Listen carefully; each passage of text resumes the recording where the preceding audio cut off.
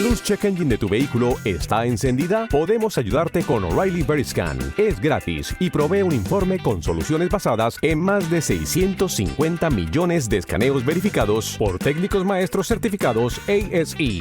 Y si necesitas ayuda, podemos recomendarte un taller. Pregunta por O'Reilly Veriscan.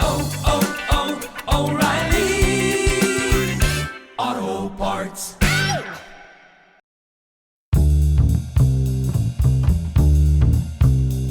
En un cruce de trinos, Luis Carlos Reyes señaló a Armando Benedetti, a su suegra Delina Cobo y a Nicolás Petro, hijo del presidente, de buscarlo para pedirle puestos de recomendados suyos en la DIAN. El acto ha sido visto en el escenario político actual como fuego amigo, pero ha puesto en evidencia relaciones entre todos y ha llevado al debate sobre si es ilegal o no el acto de recomendar funcionarios para cargos públicos como cuotas políticas. Además, en este episodio de actualización de algunas noticias del día. Hoy es martes 11 de marzo. Mi nombre es Carlos Solano y este es el Café de Hoy del Tiempo.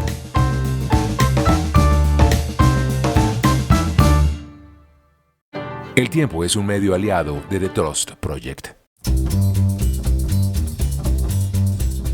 Vamos con algunas noticias de las últimas horas. Un juez ordenó embargar cuentas del gobierno nacional por deudas que sostiene todavía con empresas públicas de Medellín, EPM y sus filiales. El hecho lo dio a conocer el mismo alcalde de Medellín, Federico Gutiérrez, lo que ha tenido una lectura política desde diferentes frentes. Esto porque el gobierno dice no ha pagado la totalidad de los subsidios a la tarifa de energía de los estratos 1, 2 y 3, que desde el año pasado debe a EPM y a sus empresas filiales. Agregó que desde la empresa antioqueña se ha intentado que por muchos medios se abran canales de diálogo, pero dice nunca obtuvimos respuesta. Por esta razón decidimos acudir a la justicia y hoy se genera un hito alrededor de varias acciones legales que emprendimos contra el gobierno nacional. A esto respondió el presidente. De hecho, llamó la atención que lo hiciera a través de X en medio del Consejo de Ministros televisado. Dijo, no lo podemos permitir. EPM es una empresa pública y acaba de decir que embarga cuentas de la nación. Es una acción política que no va ni bajo el interés de Antioquia, ni por el interés de Medellín, ni por el interés nacional. El presidente tiene la función constitucional de control y vigilancia de los servicios públicos de Colombia y no se pasa por la faja los derechos constitucionales del gobierno y del presidente. Le pido a la directora del DAPRE y al ministro de Energía tomar las medidas que haya que tomar y deben actuar de inmediato. Eso lo dijo a través de la cuenta oficial de Presidencia. Luego, hacia las 11 de la noche, dijo en su cuenta de Twitter que si EPM juega contra el interés nacional, incumple su propia razón de ser. Así que no lo podemos permitir. Las empresas de servicios públicos están en función del público, que es toda la sociedad, no los contratistas que se enriquecen con el dinero público. Volviendo a la demanda, dice el documento que la deuda corresponde a 41.654 millones de pesos alrededor por concepto de saldos insolutos derivados de las obligaciones reconocidas en las resoluciones, en 4 resoluciones. Y en ese sentido explica que se le deben sumar a esto 5.258 millones de pesos por concepto de intereses moratorios.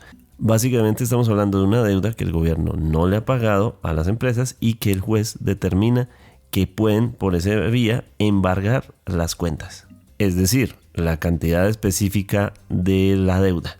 Sobre esto, en su declaración, Federico Gutiérrez dijo, le pido que pague lo que debe, no le estamos pidiendo un favor. Precisamente este lunes en la tarde-noche fue el tercer consejo televisado de ministros, como fue la decisión del presidente Gustavo Petro de que se transmitan. Se concentró principalmente en la crisis de violencia que se vive en la región del Cañón del Micay. Esta transmisión también hizo algo distinto, y es que no utilizó los horarios prime time de los canales privados y se transmitió exclusivamente por Señal Colombia y el canal institucional, lo cual apaciguó una tensión que había con la televisión nacional debido a esas coincidencias con esos horarios prime. Pero bueno, entrando al tema del cañón del Micaya, el presidente dijo: esto no es contra el Estado, es contra la nación. Los que dominan ese ejército de narcos son extranjeros, básicamente carteles mexicanos. No son revolucionarios, es un ejército privado del narcotráfico, dijo acerca de las disidencias de las FARC en la zona. Y bueno, entre otros detalles de este Consejo de Ministros estuvo que esta es la primera vez de los 3 consejos que interviene Armando Benedetti como ministro del Interior, y se refirió a algunos temas relacionados con su cargo, poniendo especial énfasis en los recursos destinados al PENIS, la Dirección de Sustitución de Cultivos de Uso Ilícito. Y en ese sentido, el presidente criticó que en algunas de las decisiones que se han tomado se han enviado computadores para conectar a la gente, y que esto no funciona si no se les da internet. Dice: no, ¿cómo se llevan computadores si no hay conectividad? No pueden seguir cometiendo los mismos errores de siempre. Regalan computadores pero no hay red.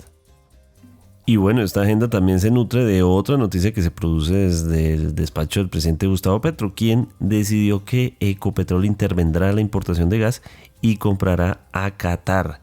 E insiste el mandatario en que hay especulación en el sistema de precios de gas.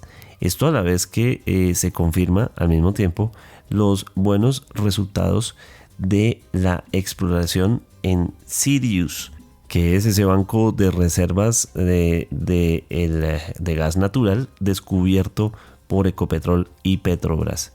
Sin embargo, la situación deja mucha tensión con el tema de los precios del gas. Dice el mandatario: he decidido que Ecopetrol intervenga la importación de gas y lo compre a Qatar a precios razonables. El monopolio de la importación del gas prohibido por la Constitución se acaba. También dice que el gas importado por la anterior fórmula de la electricidad determina los precios de la energía vendida en bolsa. Nos están robando a toda Colombia, añadió el mandatario. Sobre esta tensión hay analistas que dicen que lo que se generó es un problema de desabastecimiento de oferta local por temas como incertidumbre en el sector, las trabas regulatorias para las licencias y limitaciones a la búsqueda de estos nuevos yacimientos de gas que prometen pero todavía no han sido explotados, lo cual presionó a muchas de las empresas que comercializaban y distribuían gas en el país a importarlo, dijeron analistas como Omar Orostegui del Laboratorio de Gobierno de la Universidad de La Sabana.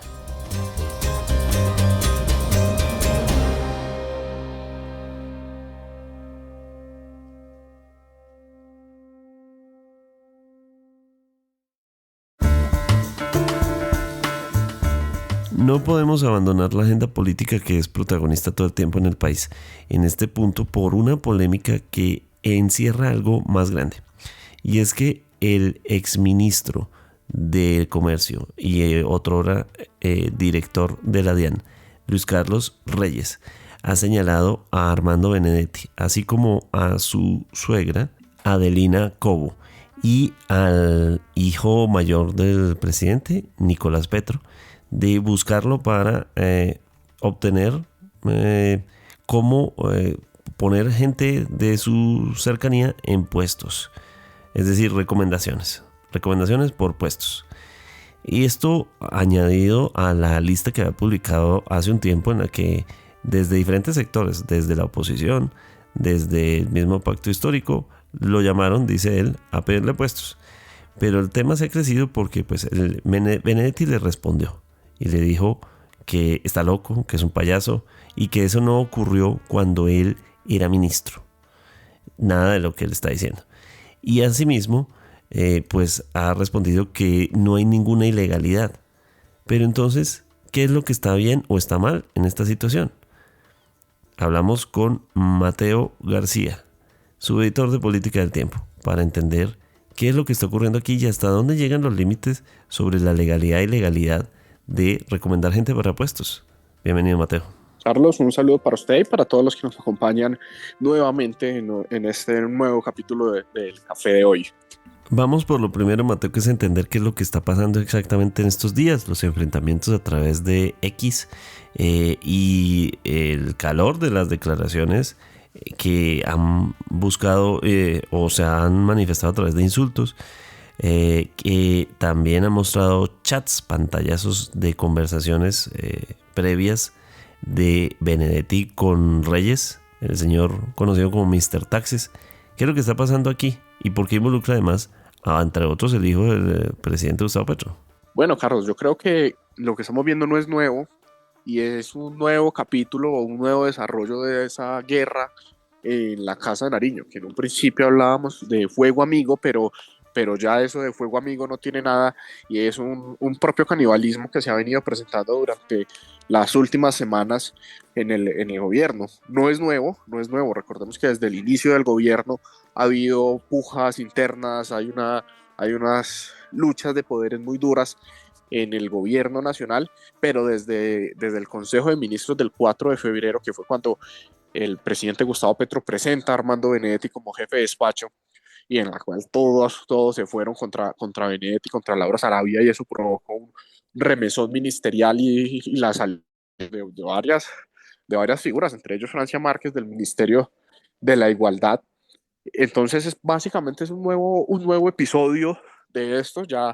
Ya Reyes, quien se había ido, por ejemplo, contra Roy Barreras, ahora se va contra Armando Benedetti y presenta algunas pruebas, unas evidencias de recomendaciones para cargos claves en la DIAN, en la policía aduanera, que se dan precisamente en medio de todo ese escándalo de Papá Pitufo, de Diego Marín, conocido como el zar del contrabando, y de alguna u otra manera sí deja a esta gente como mal, no sé si mal parada, pero sí genera ruido más allá de que estemos presentes ante alguna irregularidad. Pero en conclusión es un nuevo capítulo del Fuego Amigo, que no es nuevo, pero sí se ha venido intensificando y Reyes sí sigue ahí atacando a mucha gente del pacto. Hablamos de Luis Carlos Reyes, quien sale del gobierno, como otros nombres que han salido a partir de toda la tensión que ha habido con el gabinete durante estos meses. Luis Carlos Reyes, quien en su momento era reconocido casi hasta como una suerte de influencer, el reconocido Mr. Taxes, y del que no se ha dicho todavía si tiene aspiraciones políticas, pero cae en desgracia, como cayeron en desgracia otros que salieron del gobierno con críticas del mandatario hacia ellos y de ellos también, en cierta forma, hacia la gestión gubernamental. Claro, de hecho hay quienes dicen que la actual crisis fiscal de la nación es en buena parte culpa de Reyes, porque él se comprometió supuestamente, esto lo digo por supuestos porque no me consta, supuestamente se habría comprometido a cierto recaudo, por eso hicieron unas reformas tributarias en cierto sentido, pero luego estas metas de recaudo no se cumplieron y ha habido muchos cuestionamientos por la gestión de Reyes en la DIAN y Reyes ahora está acusando a gente muy importante de todos los sectores de haberle recomendado a fichas claves en la DIAN para estar ahí en medio de todo este escándalo de Papá Pitufo que se conoció en las últimas semanas y ha hecho bastante ruido Reyes. Hay quienes no descartan incluso que en algún momento que él podría ser uno de los hombres a ir al Senado en la lista del nuevo partido de la izquierda, pero ya con estos señalamientos a personas como Benedetti, que Benedetti le habla al oído al presidente Gustavo Petro, es prácticamente la única persona con la que ya el presidente Gustavo Petro así se habla al oído, ya uno no sabe qué pueda pasar en un futuro con Reyes. Entendido. Mateo, hay un episodio que también desata mucha polémica, que es una supuesta reunión entre Reyes, la señora suegra de Benedetti, Nicolás Petro, y que aquí se habría intentado pactar. Dice Day Vázquez, la ex esposa de Nicolás Petro, que no era por puestos, que estaban buscando otra cosa, que tenían otra función en esa reunión. Pero ese episodio termina generando una tensión muy particular en esta receta de esta pelea en la que estamos siendo testigos. Bueno, ahí lo que se ha comentado es que se reunieron en Bogotá, en el norte de Bogotá, en la zona G, por lo menos eso es lo que vemos en el pantallazo, cuando Adelina Cobo le pide la cita a Luis Carlos Reyes y dice que iban con Nicolás y bueno, todo esto, pero finalmente lo que uno puede decir es que sí, es una reunión, pero ya será la justicia la que, si es que esto llega a las manos de la justicia, pues muy probablemente sí, porque ya Reyes entregó una lista a la fiscalía de 38 nombres que le habrían dado recomendados o pedido recomendaciones que le habían dado, sí, dado algunas hojas de vida para puestos claves en la DIAN, y ya será la que investigue si hubo una irregularidad o no. En principio sí no tiene nada de malo reunirse. La misma fiscalía dijo hace unas semanas cuando Reyes entregó la lista de los nombres, de los 38 nombres, que ahí no había ningún delito. Recomendar no es ningún delito, y el mismo Benedetti lo dice. Sí, pues entregué, pues le pasé esos nombres, pero en ningún momento lo presioné ni pedí nada a cambio. Simplemente le dejé unos nombres ahí sobre la mesa, pero ya será la justicia que determine qué hay detrás de esto. Lo que sí creo yo, y es curioso o llama la atención de alguna manera, es que todos los nombres de recomendados son en puestos claves y estratégicos relacionados con la lucha contra el contrabando.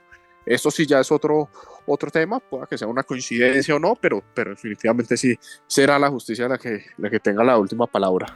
En esta polémica, una de las cosas que dice Armando Benedetti es que en ese momento él no era ministro. Había sido embajador, había estado retirado un tiempo, pero que en ese momento él no era ministro. Sin embargo, la pregunta aquí es, ¿eso de todos modos es correcto o incorrecto? Es decir, ¿es ilegal? ¿Hay alguna ilegalidad en lo que está haciendo? ¿O no puede alguien que no sea el gobierno presionar también al gobierno? Es decir, incurrir en una presión sobre el gobierno, incluso si no es funcionario público.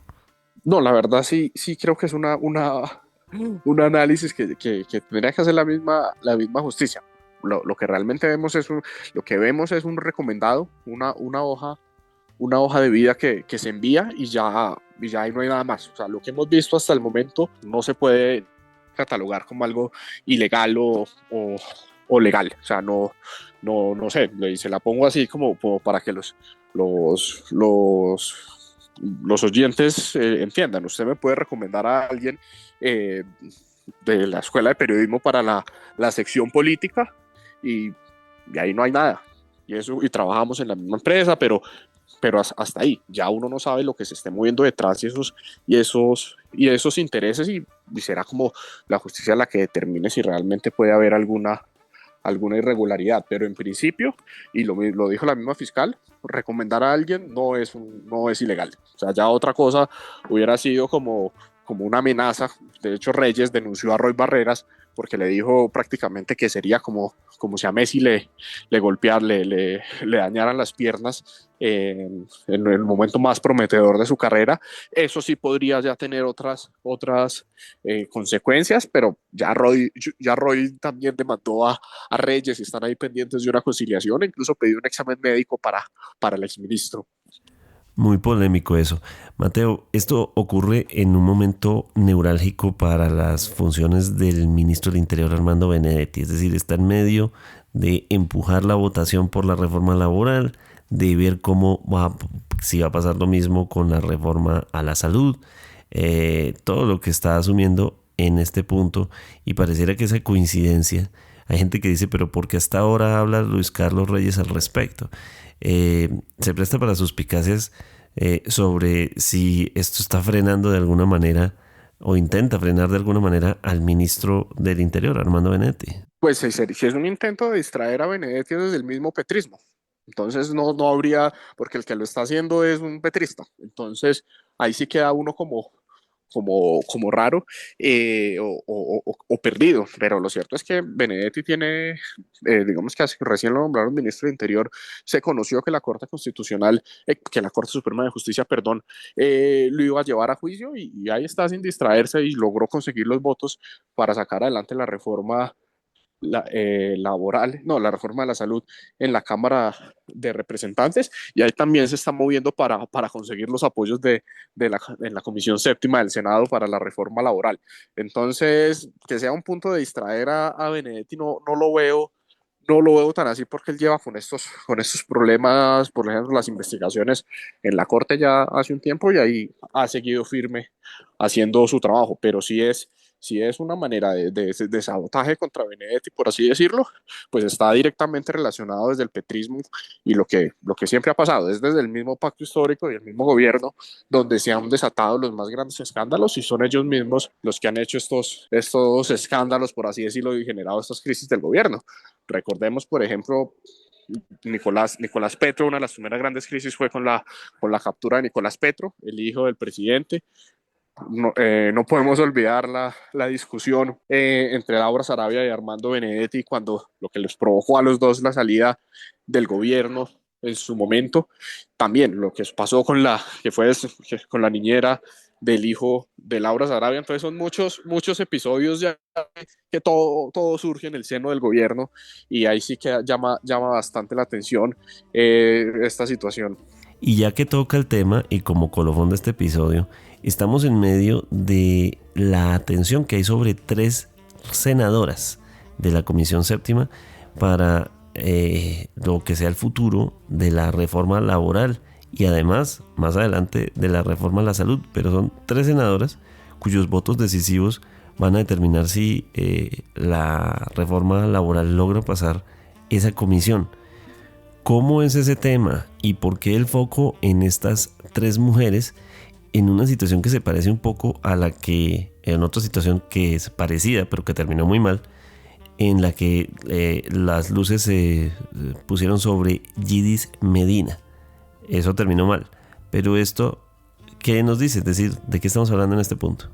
Bueno, Carlos, sí, en manos de 3 senadoras, Lorena Ríos, Norma Hurtado y Ana Paola Agudelo, está el futuro de la reforma laboral que se va a discutir en las próximas semanas en la Comisión Séptima del Senado. Si una de ellas 3 decide que va a votar negativo, la reforma se hunde. Si 2 de ellas definitivamente se van con el gobierno, la reforma se puede salvar. Esa es como la cuenta que hay. No sabemos qué pueda suceder. En esta comisión son 13 votos, o sea, con 7 votos que consiga una de las partes, ya se asegura la victoria, y en eso se está moviendo Armando Benedetti. Se está moviendo para tratar de conseguirse esos 2 votos que le faltan. No está fácil, pero va a ser una discusión de las próximas semanas que sin duda va a estar muy interesante y va a ser el preámbulo de lo que le pueda suceder a la reforma de la salud. Es en esta misma célula legislativa donde primero deberán discutir la reforma laboral y luego se van a meter de lleno en la discusión de la reforma a la salud, así que seguramente en los próximos 2 meses vamos a estar hablando mucho de la Comisión Séptima del Senado.